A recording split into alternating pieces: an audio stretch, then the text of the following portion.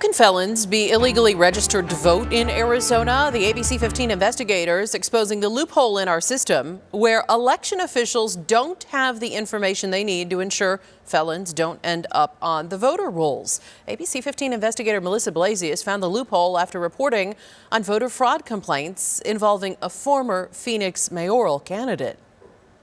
If I would have voted, I could have obtained another felony in my life and gone back to prison. Tammy Cook and other felons told ABC 15 that they wanted to be better citizens.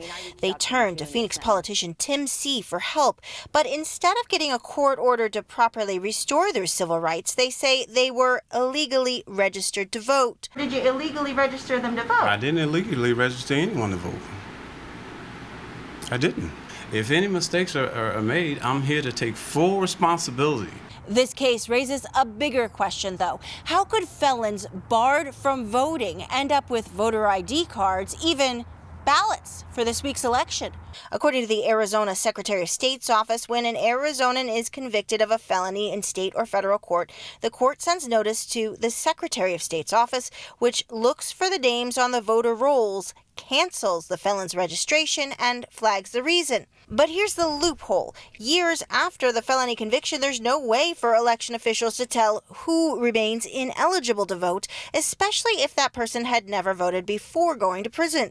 There isn't a retained database that you can revisit or look to see if someone was convicted of a felony and if they've had their rights restored in Arizona or anywhere in the country. We don't have that kind of database.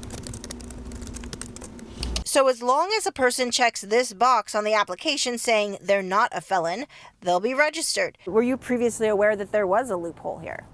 No, this is the first we've heard of it. Kelly Townsend's the newly appointed chairwoman of the State Government Committee, which will hear election reform bills, and she promises to look for solutions to this issue. That's our work this year and early next year, is to close all those loopholes and to tighten up the elections procedures so that people can feel confident when they go to vote that their vote wasn't canceled by someone who wasn't allowed to vote. Felons who want to properly restore their voting rights will find Arizona has some of the strictest requirements in the nation, and the rules vary depending on the number of felonies on someone's record. Former Maricopa County Recorder Adrian Fontes, now running for Secretary of State, suggests streamlining the rights restoration process and implementing automatic voter registration. Less complicated can also be more secure.